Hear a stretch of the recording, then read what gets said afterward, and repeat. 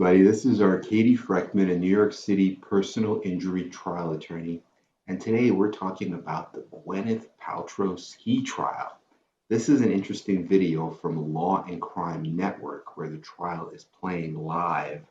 And they're talking about the most interesting moments in the trial so far. So let's take a look. Well, our newest celebrity trial has just begun. This concerns entrepreneur and Academy Award-winning actress Gwyneth Paltrow. She's found herself in a civil trial where she is being sued by a retired doctor named Terry Sanderson for an incident between the two on a ski slope at Deer Valley Resort in Utah back in 2016. Now, he claims that back in 2016, he was skiing at Deer Valley Resort, as was Gwyneth Paltrow, and it seems that they were, complete strangers. They didn't know each other, nothing like that, before what ended up happening next.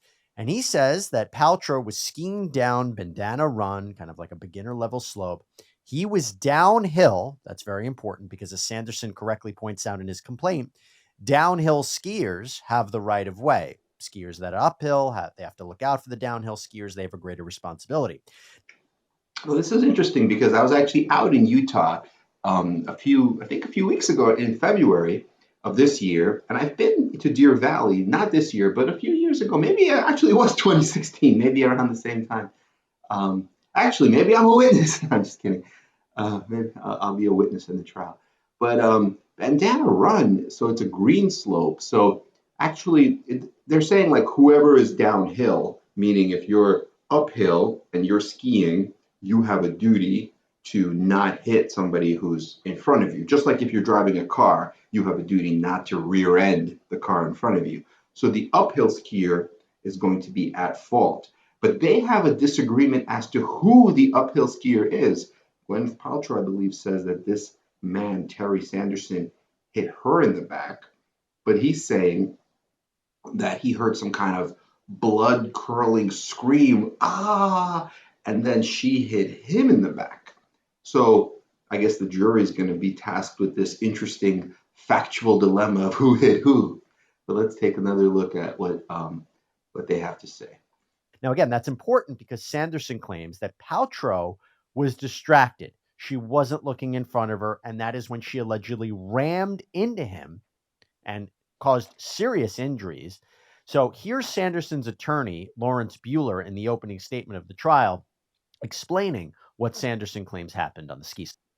Okay, so now they're going to get to the opening statement. So a jury has already been selected. So they've done their voir dire. I'm not sure how this is in Utah. I'm not sure how Utah State Court works. Sometimes in state court, they have attorney voir dire where the lawyer is allowed to ask questions and see who are the best candidates for the jury. And then there are challenges for cause. And if someone is saying something that is completely unfair to you, you can get them off for cause.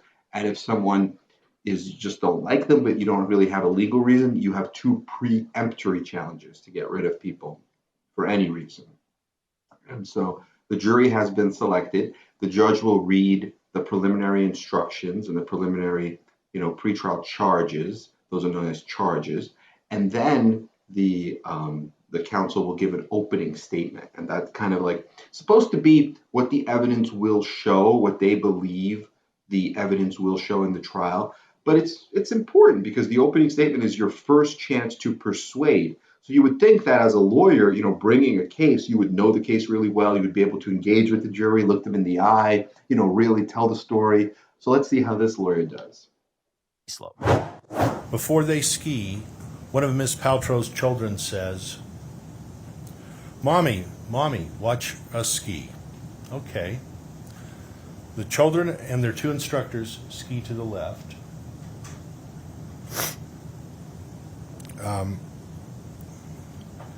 And the two instructors are Eric Christensen and Carrie Oakes.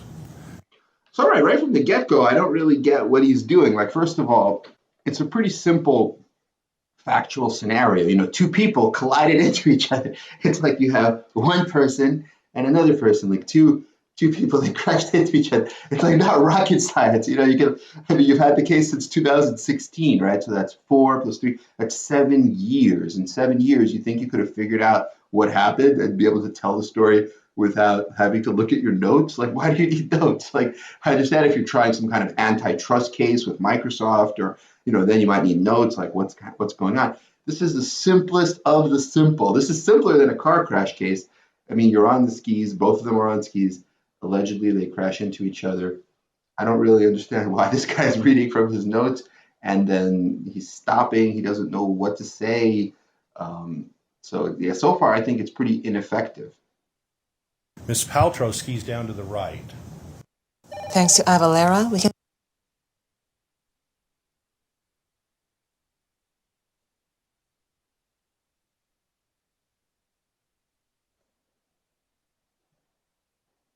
Harry Oaks. Miss Paltrow skis down to the right. She turns her head up to look at her children. As she turns her head back down, she screams. Then skis back into the back of Terry Sanderson. She rides back down. They hit the ground hard, and Miss Paltrow bounces off of Terry. The weight of both of them, their bodies. Okay, well, at least this, we know what they believe as the plaintiff bringing this lawsuit, what they believe the evidence will show. That she was looking, maybe because her kids were skiing, she was looking away. She was skiing down without looking. She hit this guy in the back. They bounced. At least now it's a little bit more interesting. He's still looking at his notes. This guy should take those notes and rip them up and throw them in the garbage and just tell the story. It's not, like I said, it's not so complicated, but at least now we know what the case is about a little bit. Caused Mr. Sanderson's rib cage and his arm to smash into the ground, breaking 4 of his ribs, 2 of them completely. Sanderson's helmeted head hits the ground, causing a concussion as his brain strikes the inside of his skull. Sanderson is face down in the snow, unconscious. Skiing 35 feet above them, Craig Ramon is the only eyewitness of the crash. Ramon skis down and stops just next to them. He asks if they are okay. They say nothing. Ramon, again, is the only witness of this crash. So, I don't know. Like, it's getting a little bit better, but still kind of weak. He's like, he doesn't really know what he wants to say. He's talking about witnesses, what witnesses are going to say, that he's the only witness. He's talking about the brain injury, but the only thing he says is that the brain, in a concussion, hits up against the side of the skull, which a lot of people know that is how concussion occurs, but he doesn't really go into the medicine or even how the person's life has changed. Maybe he's going to do it later. But I would say so far this is a pretty weak opening statement. Let me see what other parts of the trial they think are the most important or key moments. For Paltrow's only seeking $1 in damages, but also her attorney's fees. So that can be quite costly. But the $1 is kind of symbolic, right? An argument could be made that she could have settled this. She could have avoided the cost and the time and the pain of a trial, but she didn't. It seems like maybe she brought this trial not only because she doesn't want to pay Sanderson the money, but she just wants to set the record straight. And Paltrow is very confident that Sanderson was the one at fault. In fact, here's Paltrow's attorney, Stephen Owens, in the defense's opening statement explaining Paltrow's version of events. Okay, so before we get to the defense's version, that is a good point that, she could have settled this. And you would think that she has insurance if she's a celebrity like that. She has, I believe, like some special like recipes or cookbooks, or she's been in a lot of movies. She's obviously a multi-millionaire. She should have insurance, like a personal umbrella insurance. Why wouldn't her carrier settle a case like this? Especially, I heard that the guy was asking for $3 million, but then before trial he lowered it and he said he would accept like $300,000, which is like only 10%, right, of the $3 million. So he's really lowered it. So I don't know. Let's see what her attorney says. Suddenly she sees 2 skis appear between her skis. And a man comes up right behind her. Now, they're not going fast. That's kind of the odd thing here. He comes up almost body to body like this and starts groaning. She doesn't know what's going on. What's going on? Am I being assaulted? She's moving forward, and then she's like, they begin falling to the right, and she's feeling freaked out, I think is a fair statement. So he's doing a little bit better. He's a little bit, showing with his hands, kind of like takes you to the moment. You feel like maybe you're there. And he's saying, look, she's just skiing, or all of a sudden these skis appear under her. She's like, what's going on? So it was the Mr. Sanderson's fault, the plaintiff's fault. And that's her position. Let me see what other parts of this trial are interesting. Also points out that Sanderson already had some medical conditions even before the collision. So maybe whatever injuries he thinks he had from the crash really weren't from that. They were from something before. Also, Owens says that Sanderson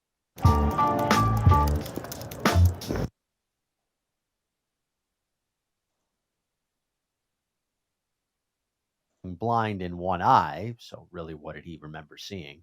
And then from there, Owens continues to explain what happened that day. First thing male skier said, does that say said? I can't read it. Anyone? Stated was that she appeared right in front of him, thus admitting that he was the uphill skier. She never saw him because he came in from behind. That was the evaluation from the Deer Valley skier, from the Deer Valley instructor.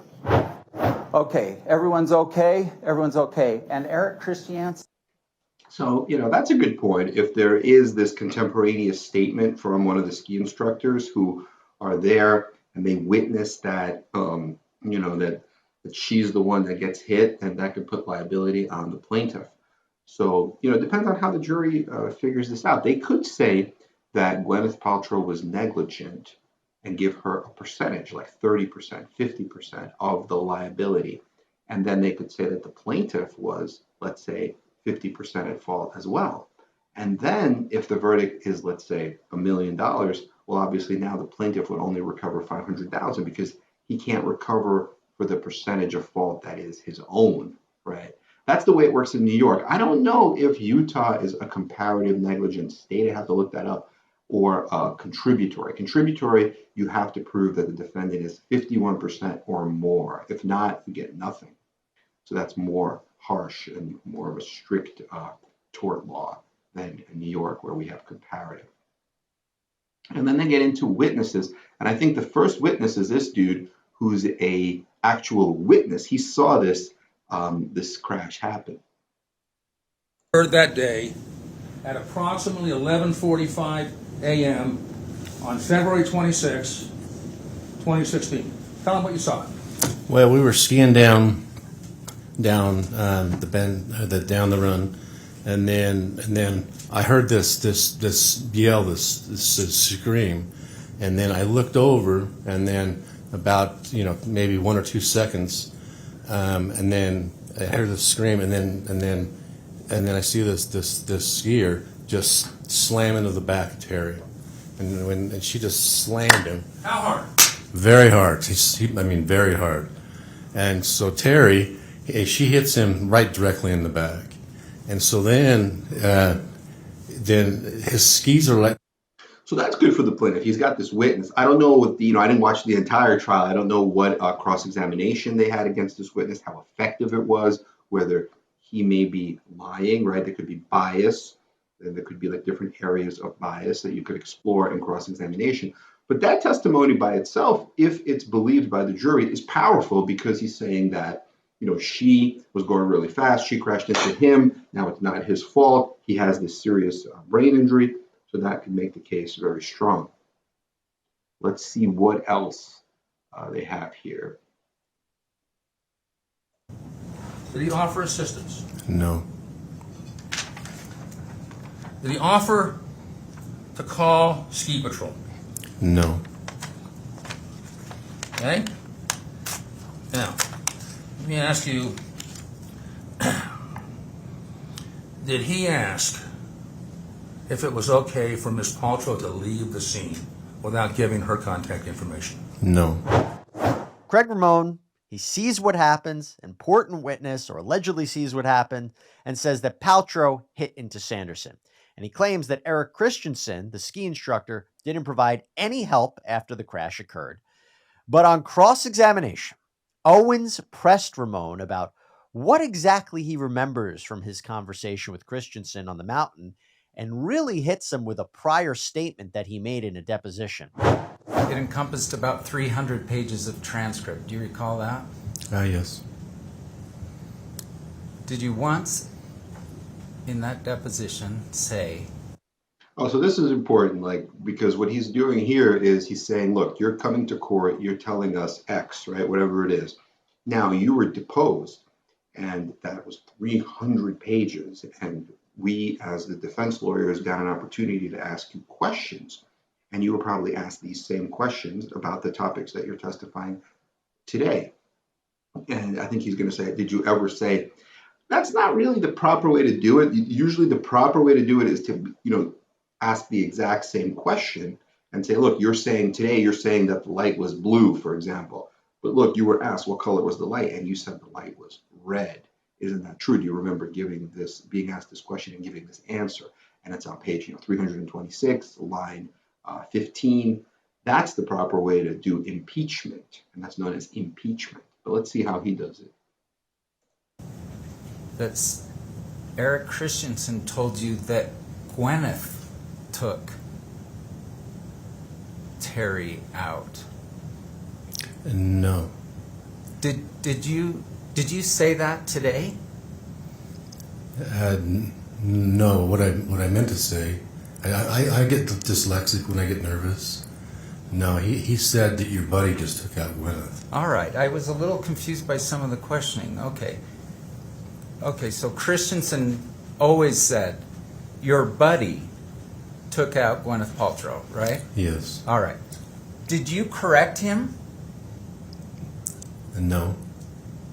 Wouldn't that be the perfect time to say, you are incorrect, sir?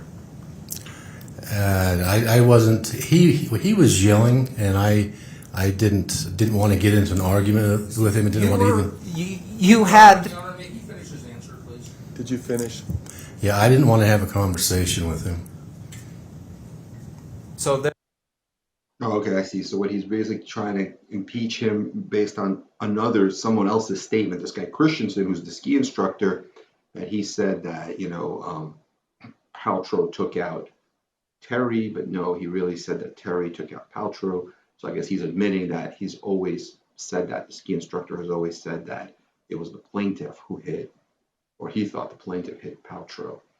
But, we'd have to hear from the ski instructor himself, because that's hearsay, and we don't know if the ski instructor even witnessed the incident, right? You could be a ski instructor, and you could be a ski instructor for somebody like Gwyneth Paltrow, who's paying you a lot of money. And then, of course, you're going to side with them because you're kind of like their protector. And you might say, hey, what are these crazy people doing bumping into my client? So I don't know how persuasive that is. But yeah, we'll keep watching this, and maybe we'll do a few more videos talking about other aspects of the trial. But for now, let us know what questions you have, and we are here for you. Okay, have a great day, everyone. Bye-bye.